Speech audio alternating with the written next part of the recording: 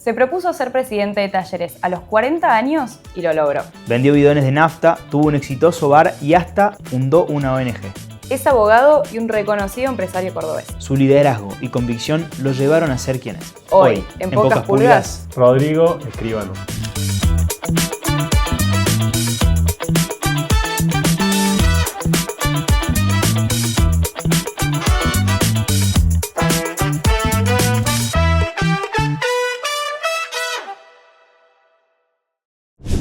Rodrigo, muchas gracias por estar acá con nosotros, compartir este espacio.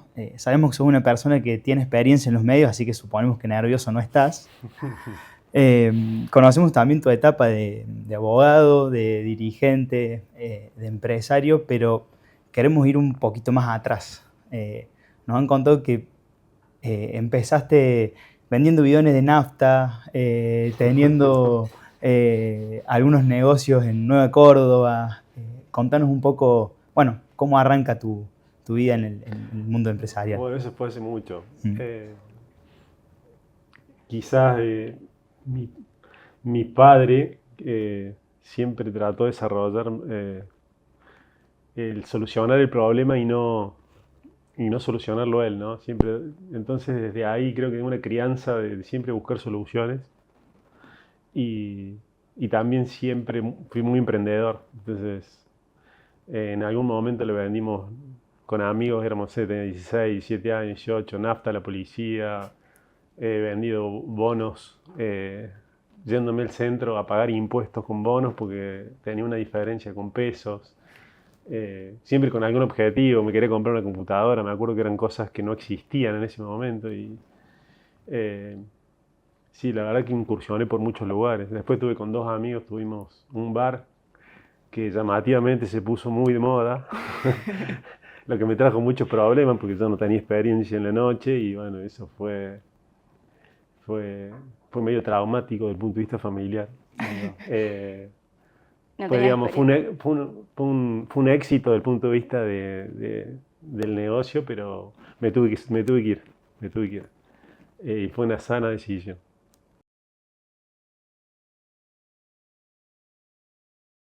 ¿Experiencia trabajando en la noche o no tenías experiencia saliendo en la noche? No ¿Cómo tenía eras? experiencia no, trabajando, digamos. Lo que pasa es que yo trabajaba de abogado y a las 7 de la tarde me metía ahí adentro y salía a las 3 de la mañana. Entonces no era compatible con una vida familiar. Y claro, si volvías a las 3 de la mañana de trabajar, desde cuando te fuiste a las 8 era medio raro. Claro. Pero bueno, fue una linda experiencia porque la disfrutamos mucho con nuestros amigos. Tanto los amigos de Paula como los míos. Todos los fines de semana íbamos ahí, nos invitábamos a todos. Entonces todas las utilidades mías que se retiraban los sábados se gastaban con todos los amigos nuestros. Claro. Pero eran grandes fiestas todos los sábados, así que la verdad es que estaba muy bien gastada. Así que fue una época muy divertida. Pero la verdad que fue muy divertida, no sé cuántos meses duró, pero estuvo bueno. Rodri, ¿qué hiciste aparte de el bar, vender nafta, vender bonos? ¿Qué otra cosa te acuerdas así de esa época? Antes de todo lo que ya conocemos. Y tuvimos local en shopping tuvimos a Morph, que es una marca de bazar, estuvimos en el Córdoba Shopping, que también fue una muy linda experiencia, eso lo hicimos en familia. Que fui y le toqué el timbre al dueño de Morph y le dije que quería una franquicia en Córdoba. Él no hacía franquicias, fue la primera experiencia para él. Hoy tiene como 30, 40 y me lo agradece. Nosotros duramos poco porque era un negocio difícil de llevar adelante, pero lo instalamos en Córdoba. Bueno, después trabajé mucho como abogado, fui gerente general y presidente de una compañía de seguro, después fui dueño. Trabajé en la AFA, trabajé en talleres mucho tiempo, todavía soy dirigente. Asumí responsabilidades fuertes para las edades que tenía. Cuando me tocó dirigir talleres en el 2010, era un club que estaba en la ruina, estaba en quiebra, debía 25 millones de dólares. Y logramos con un grupo de gente devolvérselo a los socios sin deuda. Tengo varias experiencias de ese tipo, así medias que han sido muy difíciles de resolver y que han llevado mucho esfuerzo, pero que me han formado también como persona, porque de alguna manera son cosas que te marcan para siempre. Uno cuando las hace no se da cuenta, pero después cuando miras para atrás fueron una parte muy importante de tu vida.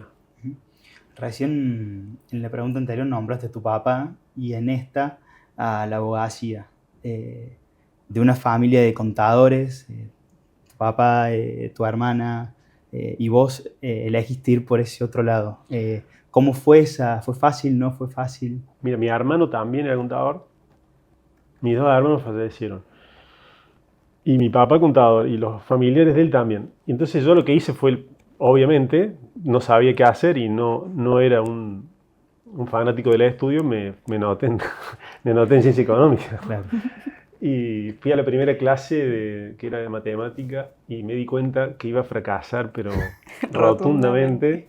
Así que salí de la clase y me fui a la Facultad de Derecho a inscribirme porque el que no sabía qué hacer se anotaba en Derecho. Y estaban cerradas las inscripciones, así que encontré a otro ahí que estaba buscando inscribirse, así que hicimos una nota y qué sé yo, nos pudimos inscribir por la ventana y arranqué Derecho. Fue una casualidad absoluta. Digamos, nunca estuve en mis planes ser abogado, tampoco contador, pero bueno, él lo que iba a hacer porque mi papá hizo una gran carrera, fue muy destacado en su profesión, lo es todavía, y era de lógica, pero claro. no, iba a fracasar, así que lo abandoné. ¿Y te gustó de verdad abogacía o lo seguiste porque, bueno, ya habías arrancado y... La verdad que con mi impronta, le di mi impronta. Yo no fui un abogado que quizás pudiera estudiar un caso a fondo, pero sí tenía la habilidad para determinar cuál era la solución. Entonces, con un buen equipo de trabajo, me convertí en un estratega dentro de un estudio jurídico. Y tuve un estudio grande. Trabajé mucho en Buenos Aires y acá, pero creo que la virtud fue entender cuáles eran mis falencias y entender cuáles eran las fortalezas. Y entonces básicamente me enfoqué en lo que es para mí la única habilidad que tengo como abogado, que es ver el camino, digamos, saber cuál es la solución, quizás no llevarla a cabo, entonces buscaba otro para que lo haga. En esta puerta que abriste del estudio, una de las anécdotas que nos hicieron llegar fue la finalización justamente de tu carrera como abogado, que estabas adeudando algunas materias, pero que un amigo te motivó mucho a terminarlo. ¿Cómo fue ese momento? Mira, en realidad yo hacía 4 años y medio que estaba en la facultad de Derecho. En ese momento tenía 30 materias y había rendido creo que 12. Y me despierto me había anotado para rendir 3 materias, no había rendido ninguna, y me despierto un viernes después de haber salido el jueves de la noche, con cargo de conciencia. La última materia que me tocaba rendir era el lunes, o sea, los 2 días, y digo, no puede ser. Entonces me había encontrado con un amigo mío que había empezado conmigo y me había dicho que tenía 21 materias rendidas. Y yo digo, tiene 21 materias rendidas, que no estudia nada, que es un vago, siempre lo vi como... Y yo tenía 12. Así que ese viernes que me desperté así medio con resaca, me fui a la casa de él, le pedí los libros y hice un búnker en mi habitación, puse frazada en las ventanas. Nosotros vivíamos en la avenida Núñez, que era una casa de 2 pisos, y mi habitación daba sobre la avenida y tenía mucha ventana, mucha luz. Entonces le puse frazadas a las cortinas arriba para no saber si era de día o de noche. Me subí un calentador de agua, que era uno de carpa, y ahí ponía una pava. Y me encerré ese viernes, y al que fue septiembre del 97, y en diciembre del 98 me recibí. No salí nunca de ahí. ¿Y metiste cuántas materias entonces? 18. ¿Una tras de la otra? Sí. Sin ver la luz del sol, básicamente. Sin ver la luz del sol.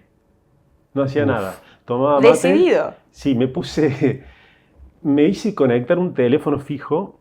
En ese momento, en mi casa era grande, entonces había como una central telefónica que vos podías derivar las llamadas. Entonces como estaba todo el día en mi casa, sonaba el teléfono abajo y me molestaba mucho porque era el único que estaba, tenía que ir. Entonces puse una central, entonces marcaba y derivaba la llamada. Entonces ni me movía. Era una telefonista también ahí. Por supuesto mi mamá, que siempre me tuvo como un vago, que no sabía cómo corregirme, ni me decía, entraba para preguntarme si necesitaba algo, porque no quería que yo cambiara la actitud. No podía creer lo que estaba pasando, pero estaba pasando. Pero está Claro, haciendo, no toquemos nada a ver si No abandona. toquemos nada, a ver si abandona. Y, y de hecho fue gracioso porque ese amigo mío que me motivó se recibió después. No. Entonces estaba tan contento de haber recibido que vino a mi casa el día que me recibí y a mí me pelaron mis amigos, se peló conmigo y todo, pero todavía no se había recibido. Pero bueno, uno encuentra la motivación por ahí en ese tipo de situaciones que, bueno, que, claro, límite, que por ahí no lo desbordan a uno. Sí. Bueno, igual menos mal, porque capaz que no te recibías nunca, si no. Así es, sí, creo que fue una característica de mi personalidad la presión. Siempre necesité un poco de adrenalina, de presión, siempre.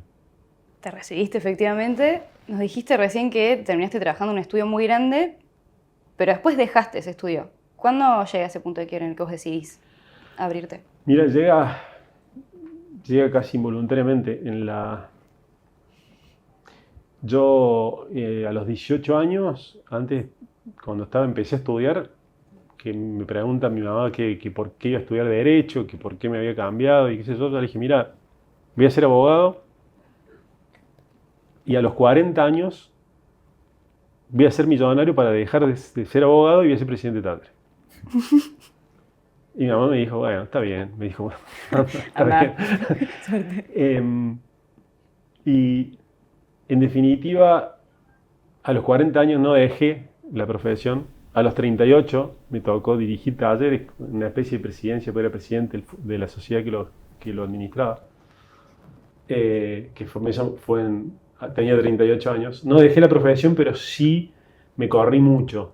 Las personas que estaban conmigo en la oficina más cercanas quedaron como socios y yo me dediqué plenamente al club.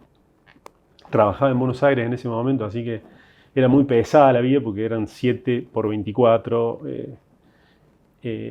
Todos los días estaba o en Buenos Aires, en talleres o en la oficina. Era todos los días igual, era 100% del tiempo metido ahí adentro porque la verdad muy, muy complejo. Y en ese momento institucional, sobre todo el club, fue muy duro. Así que ahí fue un quiebre en la profesión. Y el otro quiebre fue la pandemia. En la pandemia me di cuenta que no quería estar más en un lugar de conflicto. Claro. A mí la pandemia me hizo bien porque el día que dijeron no tenía que salir, yo siempre tuve como una sensación de que cuando no estaba haciendo algo, como un cargo de conciencia. Como que estaba haciendo algo mal. Claro. Sí. Que quizá un trauma de chico, ¿no? Entonces la pandemia me obligaba a estar dentro de mi casa, entonces no tenía la posibilidad de salir, entonces se me fue esa sensación. Y se me fue la sensación también, ese dolor de estómago, estar siempre en un conflicto, de solucionándole problemas a alguien o lo que sea. Entonces dije, no quería más eso. Y en ese momento quienes eran mis socios me dijeron, che, nosotros nos queremos ir, querían abrirse y fue una gran solución para mí. Porque de alguna manera me obligaron a encontrarme conmigo de vuelta y tenía que decir, o me reinvento de nuevo y empiezo de nuevo, o no. Y la verdad que elegí no hacerlo. Y creo que fue una gran cosa que pasó en la vida. A mí me pasó cosas que en apariencia sucedían y parecían malas, pero la vida me enseñó a esperar, a que a veces pasan por algo y esas cosas se convierten en grandes soluciones o grandes aprendizajes. Yo he tenido situaciones muy traumáticas en la vida que he vivido. Soy un agradecido y me siento bendecido por las cosas que me han pasado y por las cosas que he vivido, pero han sido cosas difíciles de pasar. que me han convertido en lo que ahora, o en lo que queda de lo que soy, digamos, ¿no? Así que la profesión terminó sin que yo lo decidiera. Fue la vida que me lo marcó y lo acepté y la verdad que es una gran cosa. Cuando hablamos de estos momentos difíciles, hay una relación con las pérdidas. ¿Cómo te toman? ¿En qué momento de tu vida te encuentran esas pérdidas que viviste y qué soluciones salieron de ahí? Mira, el primer gran trauma de mi vida es la muerte de mi hermano. Mi hermano era mi mejor amigo, el socio, la persona con la que yo compartía las cosas más lindas desde el punto de vista de la amistad. Habíamos conformado entre él y yo, su grupo de amigos y el mío se había fusionado. La excusa era un equipo de fútbol amateur, pero en realidad era un grupo de amigos enorme que crecimos, que nos divertimos, que nos reímos, que fuimos a los extremos, que hicimos de todo. Era la persona que digamos, que yo tenía como referencia desde el punto de vista no de hermanos, sino de la amistad entrañable, del amigo del alma, le digo yo, ¿no? De hecho, después hice una fundación que se llamaba Amigo del Alma, acordándome de él. Una fundación para ayudar gente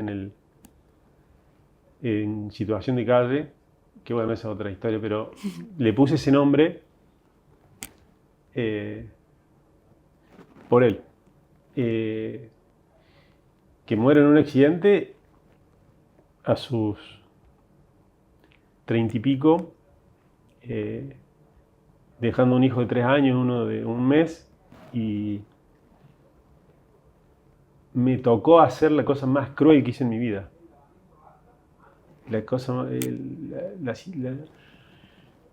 Lo más cruel que yo he hecho en mi vida es llamar a mis papás esa mañana.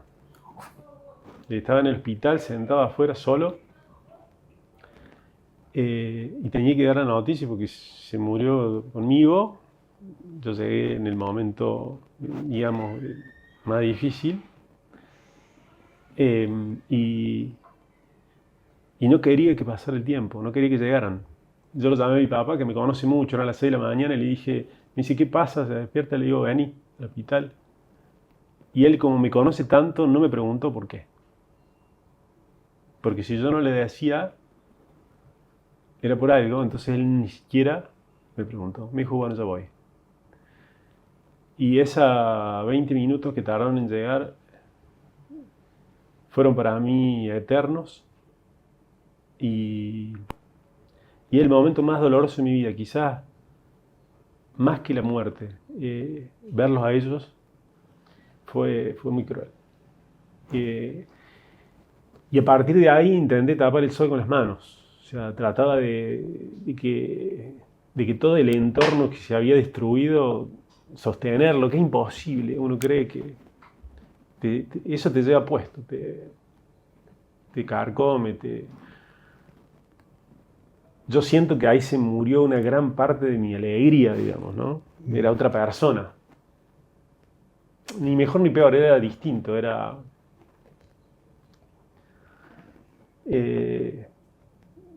y me enseñó a decir, te lleva el tiempo a aprender, pero aprendes a valorar,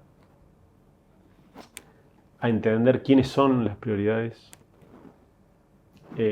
a dónde están los valores, qué es lo que perdura. Y después lo de Jimena fue también muy traumático porque fue una enfermedad larga que ella la transitó con mucha sabiduría y la acompañé mucho. Tengo una historia muy graciosa con ella. Nos fuimos al Amazonas. Ella tenía un cáncer terminal y le habían dado algunos meses de vida y nos metimos al Amazonas porque había soluciones mágicas ahí en teoría. Bueno, cuando estás en esa situación, sí, yo estaba, era el 2013, en noviembre, yo cumplo el año 17. Y me fui al Amazonas con ella y mis dos viejos, porque había encontrado a alguien, me había dicho, y ella había averiguado, y nos fuimos ahí, nos metimos ahí en una comunidad de origen. Y yo le llevé una valija, muy gracioso, porque vos no sabés dónde va, le llevé una valija, imagínate, ¿no? Era piso de arena, ¿no? Tienes que ligar. Dormí en un mosquitero. Tuve 10 días ahí adentro. Te enseñan, viste, la medicina tradicional milenaria que hay en el Amazonas, que algunos conocen. Y bueno, finalmente ella vivió 2 años más, ¿no? Y tomando esa medicina de ahí. Eso fue una experiencia de vida con ella, la verdad que nos divertimos mucho, nos reímos porque a mí también me cambió la vida ir ahí, porque me encontré con cosas muy, muy impresionantes que me pasaron. Uh-huh. Imagínate, yo estaba en el pleno quilombo y talleres, nadie entendía nada dónde estaba, me llamaban, no tenía señal, no podía explicar que estaba en el Amazonas. No, y ¿qué nada. hacías ahí? Entonces, ¿Quién te iba a entender claro, aparte? tomaban decisiones y me decían, tenés que decir, había 1 hora por día de luz en la cual todos salían a conectarse a internet para recibir los mensajes. Y lo único que había era WhatsApp o mail. Y ¿Intentabas responder o sí. te aislaste completamente esos días y dijiste, bueno, resuelvo? No, sí, siempre intenté. Sí, traté. Aparte, bueno, estaba en conexión con mi familia, que era el único momento para hablar.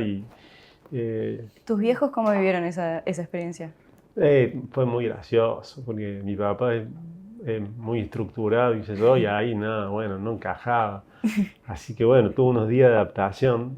Mi mamá es mucho más una persona muy, muy rica espiritualmente, con muchísimo conocimiento de la vida, y bueno, ella lo tomó muy distinto y nos hizo bien a todos, cada uno desde su lado. Uh-huh. ¿Cómo abriste una puerta ahí, que es por ahí el conocimiento espiritual que tenía tu mamá? ¿Influyó algo de eso? ¿Te trasladó algo de eso a vos? ¿Crees que...? Muchísimo. Sí. Muchísimo. Digamos, si yo miro para atrás de chico, mi mamá me formó en los valores, me formó en lo que vale y en lo que no vale, ¿no? Los valores, es decir, los valores que son, es a lo que uno pone primero, ¿no? Uh-huh. Cuando tiene que decidir qué es lo que pone primero, ese es su valor. Y los valores me los dio ella. Yo tenía 5 años, me acuerdo, siempre me quedó grabado, yo le cuento a mi mamá que venía del jardín que me habían dicho que íbamos a hacer cuando seamos grandes. Entonces, algunos decían médico, otros decían otra cosa, y le digo, mamá, ¿yo qué voy a hacer cuando sea grande? Y me dice, ¿y vos qué querés ser? No sé, le digo, ¿vos qué querés que sea? Y ella me dijo, yo quiero que vos seas una persona de bien. Y me marcó para toda la vida eso. Porque fue un gran mensaje. Y uno dice, che, yo, ¿sabes por qué me acuerdo? Porque después hablas con tus hijos y vas a decir, che, yo tenía 5 años cuando me dijo eso.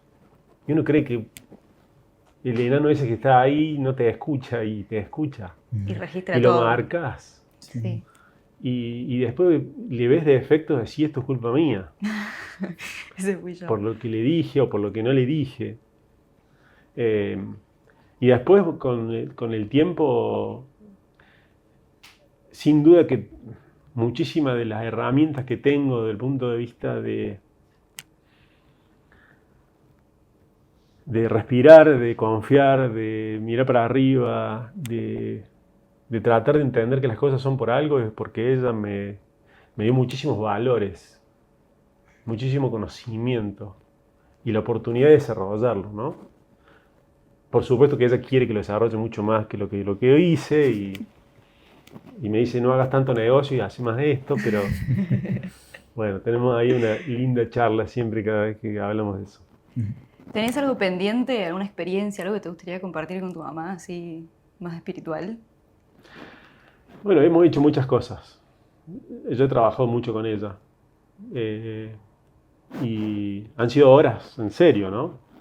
Ella es una persona que trabaja muchísimo y no tiene horarios y no tiene días, entonces creo que que cumplí la cuota ahí.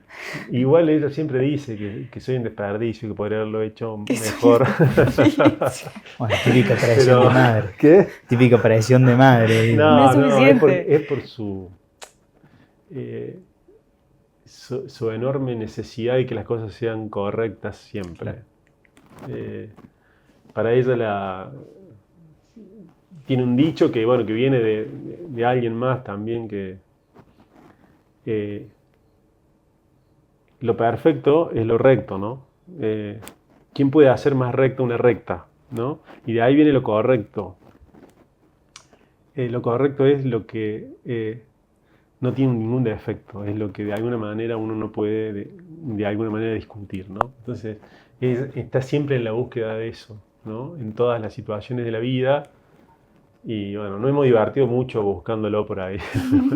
Y discutido también. Te voy a mostrar y vas a escuchar algo. Pero tenés que escucharlo mientras ves lo que nos mandó tu mamá. Esto es lo que nos mandó ella. Nos mandó esta foto.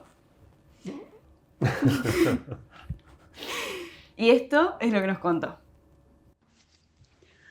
Bueno, y como verán, el tiempo pasa y para todos, menos mal, tiempo después, ya más asentado, un poquito más asentado, acá comparte la foto esta con su retoño, el primero, muy feliz, tranquilo, disfrutando el estreno de ser papá. Quien ahora está con él, hombro a hombro, eso es lo que me contaron, trabajando duro. Así que me despido de ustedes con un saludo grande y un abrazo para todos. Y antes de eso, nos decía. Hola, ¿cómo les va a todos? Soy la mamá de Rodrigo y solamente quería aportar unos ciertos cambios que su personalidad ha logrado. Entonces, los que les quiero mostrar acá, que en su juventud era muy moderno, no sé si ahora sigue siendo, porque empezó una vez, vino con un collar y le pregunté asombrada, ¿collar? Y él que dijo, es de hombre. Después, al tiempito nomás, pelo largo hasta los hombros, y dada la situación, el pelo largo se daba vuelta para afuera, las puntitas. Entonces le molestaba. ¿Y qué pasó? Terminamos a los ruleros. Ahora, menos mal que paró ahí. Y acá va la prueba de lo que estoy diciendo. No me acuerdo de eso. ¿No te acordás? No, no me acuerdo. Pero debe ser cierto, porque veo Porque hay la foto. foto. Y tu mamá se acuerda bien, evidentemente.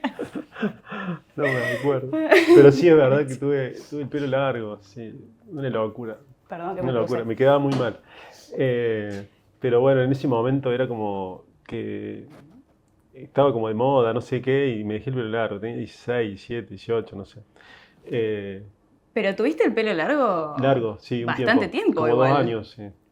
De hecho, cuando estabas en talleres también no tenías el pelo No, como tal vez acá. no, pero eso era largo, largo. Siempre usé el pelo un poquito más largo, Sí. pero no, ahí lo tenía largo en serio. Pero no me acordaba de los ruleros. Muy bueno. No. Tu mamá evidentemente se acuerda muy bien, Sí, porque aparte tiene sí. registro, tiene todo. Sí, sí. Todo. Bueno, tenemos lo que te traes vos de tu mamá. ¿Qué nos puedes contar de tu papá? Bueno, mi papá es mi ídolo. Es un tipo extremadamente inteligente. Quizás fue uno de los profesionales más destacados de Argentina. Pero lo que le admiro profundamente es su humildad, sus valores, su sentido del humor. Una persona que jamás le vi de mal humor, nunca. Su paciencia. Muy observador, muy profundo. Y la verdad es que me marcó muchísimo en la vida. Trabajé mucho con él.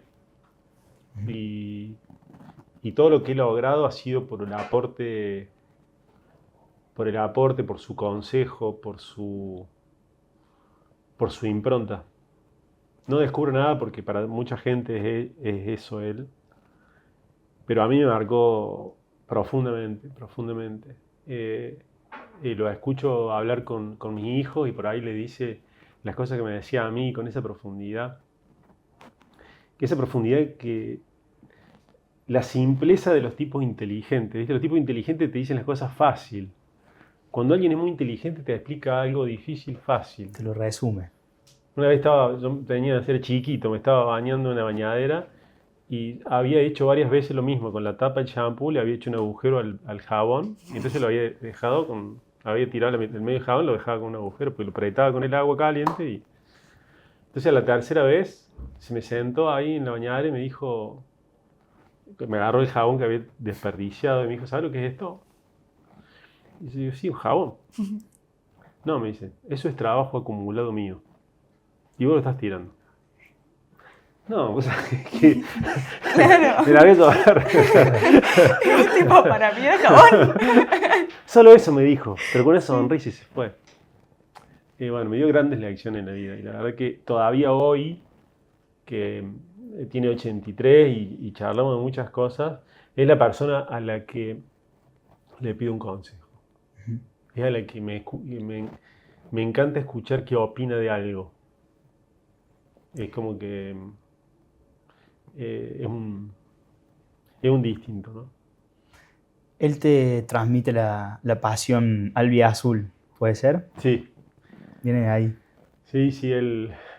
Íbamos a la cancha todos, los 5, yo era chiquito, 3, 4 años, mi mamá con la canasta con los sándwiches y el mate, que no miraba el partido porque no le gusta el fútbol, pero nos acompañaba. Y mi hermana y yo, y después mi hermano, íbamos a la descubierta en aquel momento, que hoy es la Gasparini, Gasparini actual. que daba el sol de frente, íbamos ahí, después con el tiempo empezamos a ir solos, él, yo y mi hermano. Pero sí de chiquito nos llevaba a la cancha, éramos socios de chiquito. Y incluso empiezo a participar en talleres por él también, ¿no? ¿Por qué por él? Porque él asesoraba al Grupo Rogio. El Grupo Rogio siempre fue una familia que ayudó mucho al club y siempre estuvo al pie del cañón y le pidieron ayuda en su momento y él se involucró y de alguna manera él se estaba alejando y me involucré yo en momentos muy difíciles. Y después, bueno, el fanatismo me hizo hacer locuras, de dejar lo que hacía, dejar la empresa que manejaba, meterme ahí, prácticamente perder casi todo lo que hacía por... El fútbol tiene eso, tiene una fuerza centrífuga que te chupa, es como un lavarropa, te entra de adentro, no puedes salir.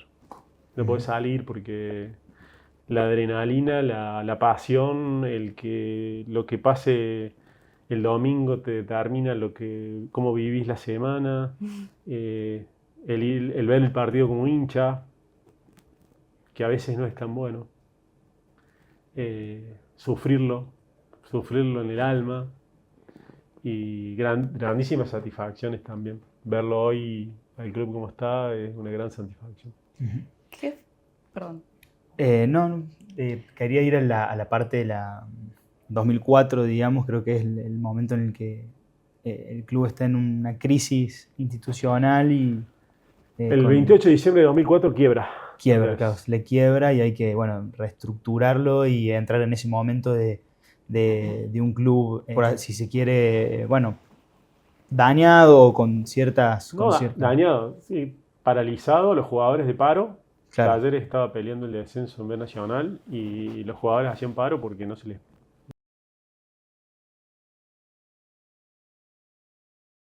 Queda un juez que no entendía del tema y había que juntar $800.000 para que los jugadores levantaran el paro y jugaran el 20 de enero.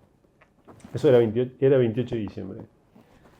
Y no éramos nosotros ninguna autoridad, y yo no sé, tenía en ese momento 32 años, me fui a Buenos Aires agremiado y le toqué el timbre al presidente de agremiados, que era Marchi, el mismo que es ahora, que él se acuerda y se ríe de lo que hice, porque hoy tenemos muy buena relación, y le digo, escúchame, necesito que los jugadores levanten el paro, que tienen que jugar Talleres, se ve el descenso, y él me dijo, escúchame, si no le pagan, no hay ninguna posibilidad. Claro. Entonces empezamos a juntar, hicimos colecta de plata y qué sé yo, juntamos, no todo, pero juntamos y lo llevé agremiado, levantamos el paro siendo nadie. Y éramos socios y hinchas y Talleres jugó, contratamos un cuerpo técnico, que era Willington Trignani, con un grupo de socios. Y el juez veía que hacíamos todo eso, entonces nos dijo, che, háganse cargo, porque yo no puedo. Y tuvimos 6 meses manejando el club casi como podíamos y bueno, Talleres se termina salvando del descenso. Y después viene una historia que el juez se lo da a una empresa y nos fuimos. Pero esos 6 meses fuimos unos dirigentes prestados que juntábamos plata para pagar las deudas y para que Talleres jugara. Rodri, ¿en qué momento, porque vos decís que tu papá te transmite esa pasión por Talleres, pero ¿en qué momento vos pasás de verte solamente como hincha a decir, yo voy a ser dirigente? Tengo lo que hace falta para ser dirigente del club. No, me encontré haciéndolo por necesidad. Yo era muy apasionado. Yo he escrito cartas a La Voz del Interior, que había, antes el diario se leía en papel, no existía. Y había una carta de lectores. Lo hemos visto, aunque no lo creas. Lo han visto, pero bueno, no lo han visto. Había una carta de lectores. Yo he escrito un montón de veces y lo he llevado a la oficina de La Voz del Interior, que estaba en la Núñez, quejándome porque hablaban mal de Talleres. Era un apasionado de toda la vida de eso y hice muchas boludeces y entre ellas hacer eso que hice y eso me puso en el centro de la escena porque venía, le ponía, vos le empezás a pagar a los jugadores te empiezan a llamar a vos. Y los dirigentes dicen, che, esto consiguieron, entonces de alguna manera se armó un grupo de trabajo y estábamos ahí trabajando sin ningún interés y nunca en la vida me imaginé que me iba la vida a llevar después a tener que hacerme cargo, no estuvo nunca en los planes. De hecho, yo estaba en Buenos Aires trabajando de lunes a viernes, me iba re bien y la situación, yo había negado varias veces venir, me pedían, venía al club y yo decía que no. Y hay una situación que mi hermano, una de las últimas charlas que tuvimos fue que me dijo, che, vos te tendrías que haber hecho cargo, estaríamos mejor y eso me retumbó mucho en la cabeza. Entonces en el 2010, cuando me llaman para venirme de Buenos Aires a ayudar, dejé todo y vine. Porque la única condición que puse, digo, yo lo voy a hacer ad honorem, porque cuando uno cobra un sueldo o hace algo, mide cuánto tiempo.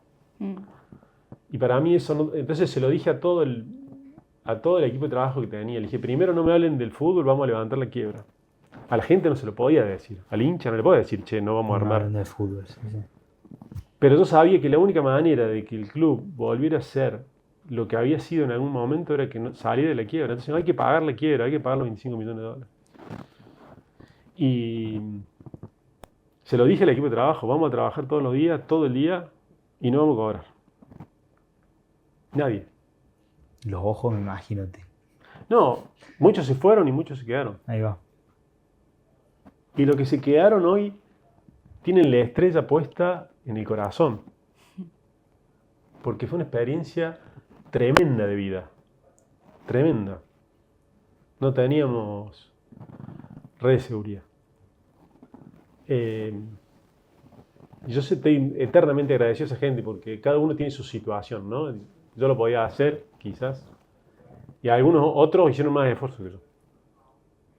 Y hubo mucha gente que puso mucho dinero y mucho esfuerzo que algún día hay que reconocerla. Que hace unas preguntas atrás decías que en tu cabeza igual estaba esta idea de ser, o habías prometido ser claro, presidente. Es una boludez que uno dice. Por eso, pero ¿Cómo? no es lo mismo uno ser hincha del club que decir yo quiero ser dirigente. Vos lo soñabas, te visualizabas, no es algo que uno dice al pasar. Claro, lo que pasa es que vos decís, che, hincha de Talleres, me encantaría haber sido jugador, no podría porque no me daban las condiciones para haber sido jugador de fútbol. Entonces, ¿qué es lo máximo que podés llegar a ser? Dirigente. Presidente del club. Digamos, no hay otra, digamos, en ese sentido. Yo creo que por ahí pasa la pasión, la camiseta, creo que de ahí venía decir, voy a ser presidente, porque decir, che, era como el camino que quedaba, ¿no? Claro. Sin dimensionar Lo que el era. quilombo Lo que que es ser presidente significaba. de Talleres. Sí. Sí. Y después la vida te fue llevando igual. La vida me fue llevando. Y Sí. te fuiste encontrando en esa tarea y qué eran los problemas que surgían, cómo los resolvías, en quién te apoyabas. Mirá, ahí había un equipo de trabajo grande. Yo me dediqué como abogado a las empresas en crisis. Entonces la administración de Talleres en ese momento tenía mucho que ver con eso, porque Claro. era una crisis constante, no alcanzaba plata para nada. Había que pagar una deuda y había que manejar situaciones emocionales muy bravas. El jugador de fútbol es bravo, el ambiente del fútbol es muy bravo, los dirigentes también.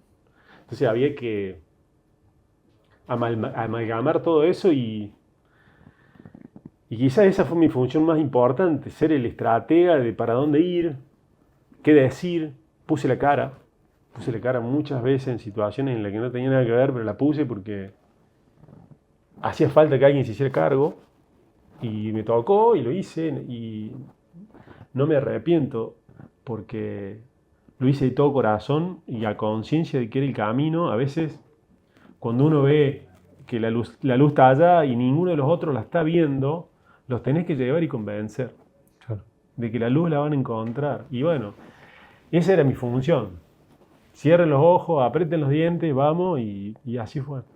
¿Cómo fue balancear eso con la profesión, con la vida en casa, la familia?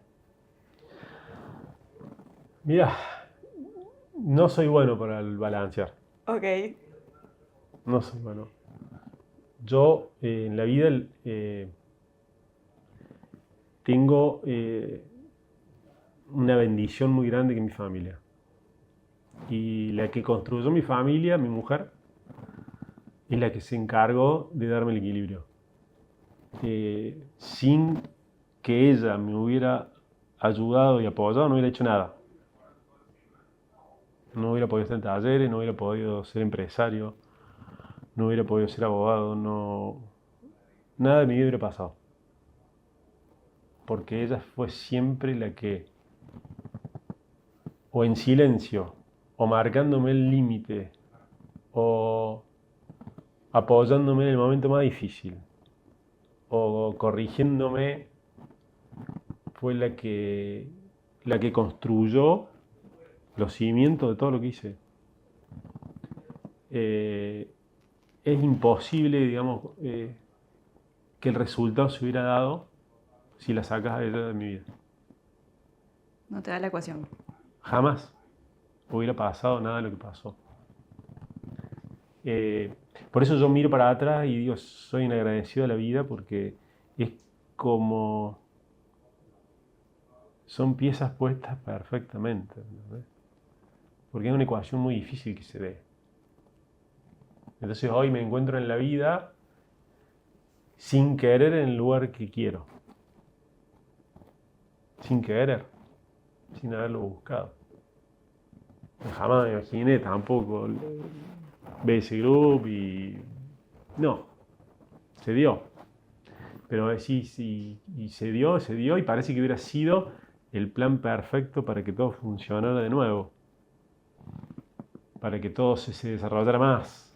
Para darle a la vida mucho contenido, mucha adrenalina, el trabajo divertido, que te escucho muchas veces decir, yo me identifico mucho con eso. Siempre traté de que el lugar donde yo trabajaba fuera un lugar divertido para los otros y para mí. Entonces en mi estudio jurídico la pasábamos bien, en el club también, porque tiene que ver con la impronta que uno le pone y con la energía que uno deja. Pero sin ella no hubiera podido. Hubiera terminado, como dicen mis amigos, hay una canción que se llama El Viejo, que dicen que termina en una canaleta, ¿no? Borracho en una canaleta. Ese hubiera sido tu destino. Yo creo que hubiera terminado, no sé si así, pero en cualquier lado. Pero En por cualquier ahí. lado. Más lejos de BS Group capaz seguro. No, dejo de todo. Dejo de todo. Ujú. Dejo de todo. Vamos a esa puerta que se acaba de abrir, que es Exactamente. BS Group. ¿Cómo nace? Entendemos que hay una llamada de unos amigos para formarlo. ¿Cómo son esos comienzos? Sí, bueno, Nacho Rinaldi había trabajado conmigo en talleres, él había sido gerente del club, había sido uno de esos que se inmoló por talleres. Y Pancho Quiñonero era esos hinchas que ayudan, que aportan plata, que viajan, sobre todo que contienen en las situaciones en las que vos necesitas a alguien que esté al lado, que esté en silencio y que no te pregunte. Bueno, ese es Pancho, el tipo que te apoya mirándote en la buena, en la mala, y en la mala sobre todo, siempre a disposición. Y me dijo, che, tenemos una unidad de negocio que se llamaba Braver Sports, que hacía el ATP de tenis en ese momento. Así, ¿por qué no venías a ayudar a ordenarla? Y yo venía del momento en el que había dejado la abogacía y yo dije, no voy a hacer más nada. Y no quería saber más nada. Yo le dije, mira, yo te ayudo 2 horas por día. Me dice, va a estar Nacho. Bueno, le digo, perfecto. Son 2 amigos, digo, perfecto. Yo voy 2 horas por día, no quiero oficina y lo voy a hacer 2 horas por día. Y después arréglensela. Yo lo estructuro y arréglensela eso. Y así empezamos. Entonces empezamos a trabajar así y en un bar nos juntábamos 2 horas, 3, 4 y yo veía que se ponía cada vez más grande y te llamaba uno, te llamaba el otro. Y me decía, ¿por qué lo llamas este? ¿Por qué lo llamas al otro? Y de repente nos tuvimos que estructurar porque empezaron a salir rápidamente cosas muy grandes. Organizaciones de mega eventos y cuestiones que necesitaban más tiempo y entonces hubo un momento en el que había que decidir qué hacer, ¿no? Y acá esto lo hablé con Paula, le digo, mira, ella me decía otra vez, otra cosa que te va Otra experiencia Sí, adrenalínica. otra cosa Pero que ¿qué te va a pasó? sacar de casa. Se empezó a involucrar ella y me llevó. En realidad me terminó arrastrando ella a que esto crezca, porque se involucró de más y es súper apasionada y obsesiva con las cosas. Entonces me terminó cansando, entonces tuve que venir y bueno, y acá estamos. Ahora con una empresa hermosa, que la verdad que miro a través del vidrio y veo están mis hijos y ella y amigos y gente, la verdad que el recurso humano que tenemos es lo más valioso. Hay una energía increíble y esto la percibe cualquier persona. Vos, Frank, que venís mucho, capaz te haya pasado, la gente que se incorpora es como que vibra de la misma manera, ¿viste? Son todos buena onda, gente que tira para adelante y así salen las cosas. La verdad que nos ha ido muy bien, con mucho esfuerzo, pero nos ha ido muy bien. Así que estoy súper contento con eso. ¿Cómo describirías a veces, si tuvieras que describirlo? Mira, nosotros tratamos de hacer las cosas bien. Si vos me decís el resumen de que yo lo que siempre pido es agreguemos valor a las cosas. Que el que esté con nosotros se lleve algo. Que se lleve algo bueno, que dejemos las cosas mejor que la encontramos. Seamos más educados que los otros. Seamos el que agradece aunque no haya que agradecer. Seamos el que pierda aunque no haya que perder. Pero marquemos un camino de confianza, de credibilidad en este mundo que es difícil. Hagámoslo 100 veces, pero hagámoslo mejor que nadie. O sea, y la verdad es que ese concepto acá se trabaja mucho con alegría. El agregar valor, el dejar algo, es es quizás uno de los legados de esta empresa, de este mensaje, ¿no? Es un mensaje con el que se trabaja. Y el gran objetivo que tenemos es, a través de esa visión de la gestión profesional, dejar una infraestructura en Córdoba que marque un antes y un después en el deporte amateur y profesional. Pero desde ahí, ¿no? De agregar valor, de generar una cultura distinta. El deporte tiene, para mí, yo soy un apasionado del deporte y los he practicado casi todos, y todavía lo intento, a pesar de fracasar una y otra vez. El deporte tiene la enorme virtud de sacarte de los vicios y de generar vínculo con amigos y de generar vínculo con el que está al lado. Si tu hijo o si tu amigo está jugando algo, practicando un deporte, no tiene el celular en la mano, no tiene un cigarrillo en la mano, está haciendo algo saludable, además genera pasión, entonces es fácil transmitirlo. No es como algo que vos decís, tiene que ir a la escuela y lo hace a lo mejor forzado. El deporte genera pasión, tiene mucha virtud y para mí es una de las grandes herramientas que hay que usar en la vida. Y dejar una infraestructura en Córdoba que agrega valor, tecnología, innovación, visión en esto, es quizás el legado más grande que BC Group tiene para dar. Hablabas recién, Rodri, de vos ves para afuera de tu oficina y tenés a tus hijos y a Pau y hablabas de la pasión que genera el deporte. Y hace un ratito nos decías que tu papá para vos es tu ídolo, ¿no? Uh-huh. Y conectando todo esto me llevas automáticamente a lo primero que nos dijo uno de tus hijos sobre vos cuando le pedimos que nos deje un mensaje para hoy. Así que si te parece, vamos con eso ahora, Dale. Antes de redondear, para ir cerrando. Hola viejo, ¿cómo va todo? Bueno, me pidieron que grabe un video contando una anécdota feliz o alegre y al instante se me vino a la cabeza el partido de Talleres con All Boys en 2016. Para los que no saben, ese día Talleres le ganó a All Boys con un gol del Cholo en la última jugada del partido y volvió primera después de muchos años de sufrimiento, tristeza, llanto, esfuerzo.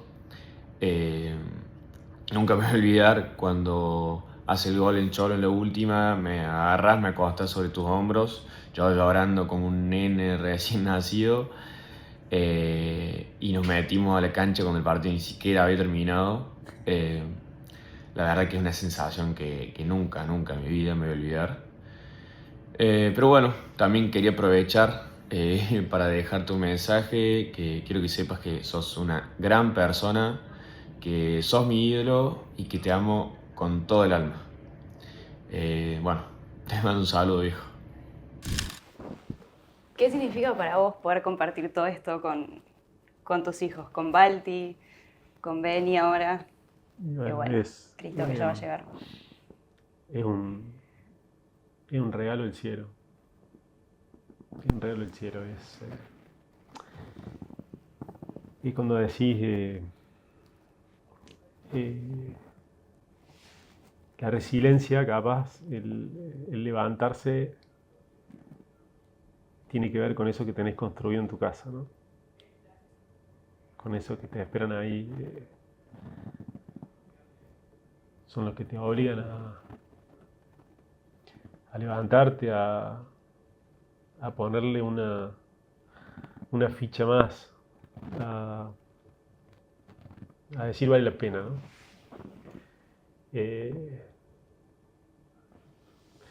Ellos son quizás hoy un motor tremendamente importante para mí. Yo por ahí me siento muy en deuda porque tantas cosas que hice en la vida, el tiempo se lo sacas a alguien y sin duda que mi casa queda debiendo siempre. Y bueno, los tres, Balti, Beni y Cristo, son los tres totalmente distintos. Con los tres tengo una relación totalmente distinta pero muy cercana. Y bueno, estas cosas son muy fuertes, la verdad que no me imaginé nunca esto. Hermoso, hermoso escucharlo. Yo soy un agradecido de los chicos porque te ves reflejado muchas veces en ellos y trato de darles muchísima libertad. Trato de estar en silencio al lado de ellos, de que sean ellos, de que busquen su camino y apoyarlos en eso, ¿no? Creo que la parte más importante que uno tiene como padre es facilitar que se desarrolle en lo que pueda hacer sin pedirle otra cosa, acompañarlos en eso, ¿no? Esa contención silenciosa. Me parece la parte más linda de convivirlo con ellos, ¿no? Ser un compañero o un observador. Y esa historia que cuenta Baltasar, bueno, ese día fue un día bravísimo. Habíamos sufrido mucho y él me ha acompañado mucho a la cancha en momentos difíciles. Y yo he tenido momentos en los que la gente, a mí me puteaban mucho porque me responsabilizaban por no armar el equipo. Yo quería pagar la deuda y bueno, todas cuestiones que después se justificaron, ¿no? Y entonces él me acompañaba y me veía y hay una historia graciosa que hace 7, 8 años veníamos subiendo la escalera del Kempes y se me acerca un socio de taller y me dice, nos podemos sacar una foto, yo me acuerdo de vos, no sé qué. Yo venía con Baltasar, ya grande, y Baltasar me decía, no te saqué la foto. Y yo le decía, Baltasar, no digas nada.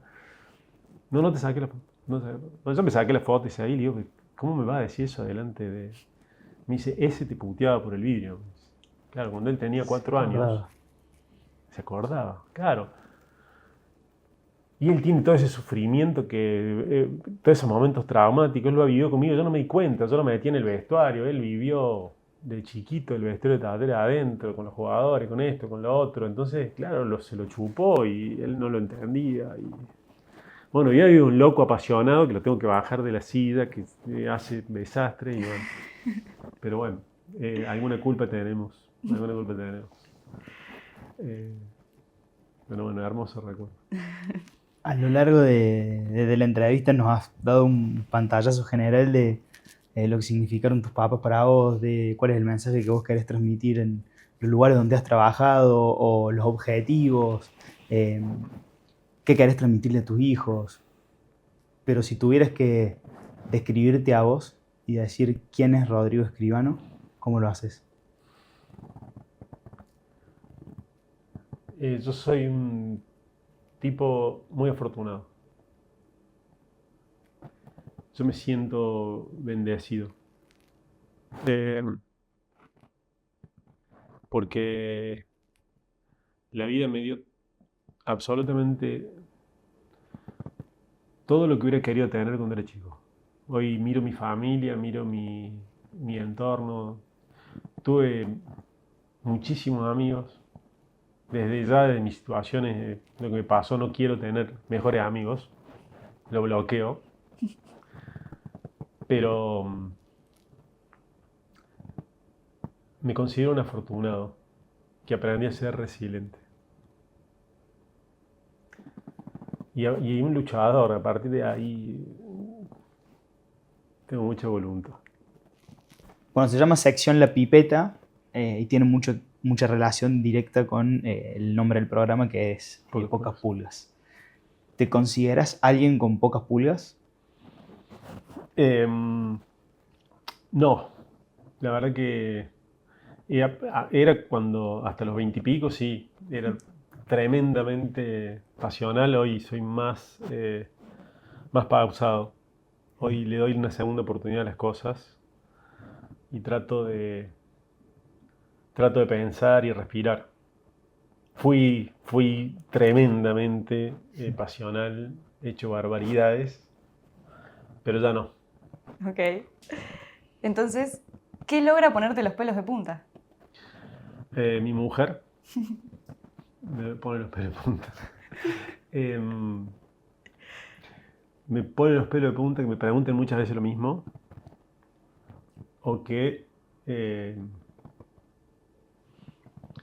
me repitan lo mismo. Que me marquen los defectos, ya los conozco, no hace falta que me los repitan, ya sé cuáles son, los conozco de memoria. Pero pocas cosas me sacan. La verdad que tiene que ser algo muy insistente. La producción tiene algo para decir del otro lado. Puntualidad. Ah, sí, es verdad. Hay algo que me vuelve loco, que es la impuntualidad. Vio el reloj varias Lo veces desde que sabíamos. se Porque sentó en la silla. soy súper puntual, porque me da cosa que alguien me espere. No me gusta hacer esperar. Y bueno, y estoy casado con Paula, que no tiene reloj. Que ella cree que en 15 minutos puede volver, bañarse, pintarse y llegar al lugar que tiene que ir. Y no da. La matemática no da, nunca le pega una hora. Jamás en la vida, tenga 5 horas o media hora, va a llegar a horario. Y eso me vuelve loco. Y la verdad que no lo he podido superar. Después de tantos años. Hace, no sé, 28 años que tengo en ella y no lo puedo superar. Eso te pone el pelo de punta. Está bien. Y ante esas situaciones, ¿cuál es tu pipeta? ¿Qué es lo que te cura? ¿Qué te hace bajar? No me baja nada. Eso me tiene media hora mal, por lo menos. ¿Podemos decir entonces que eso es lo que te hace ladrar? Sí, ¿Sí? sin duda. Para ir cerrando, ¿cuál es tu cucha? ¿Tu lugar seguro? ¿A dónde volver? Mi casa es mi lugar en el mundo. Sin duda. Yo no necesito salir. Es el lugar donde tengo paz. En mi casa descalzo. Mi casa tiene olor a hogar. Tiene esa energía, ¿viste? Y es mi lugar en el mundo, sin duda. Última, Rodri. Así como a los perros se les pone la pipeta para sacarle las pulgas y las garrapatas, y vos justo decías recién que conoces muy bien tus defectos, ¿para qué te pondrías la pipeta? ¿Qué te sacarías si pudieras?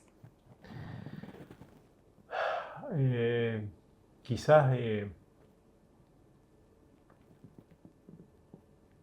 difícil para mí esto, pero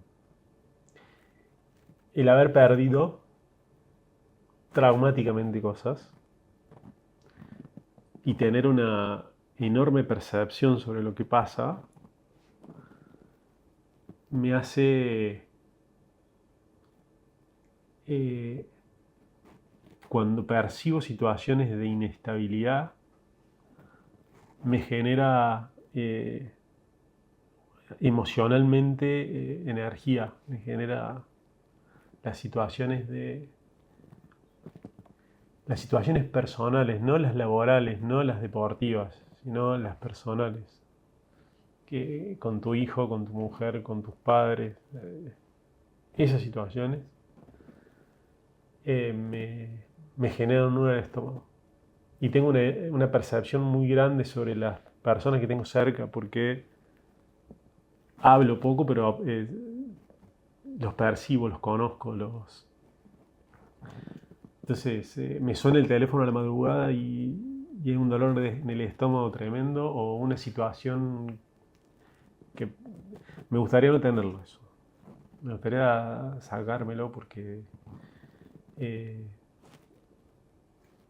son como dolorosas. Sí. Pero sin duda que entiendo que me la tengo que bancar porque vienen de una historia, ¿no? Sí. Historias no queridas y bueno, son cosas con las que trabajo. Sí, y que sí, no dejan de ser parte de la historia. No deja de ser parte de mi vida. Sí. Así es. Bueno, Bueno. muchísimas gracias por A vos, este a espacio. vos. Gracias, a vos. Rodri. Gracias. Muchas gracias. Muy cálido, gracias.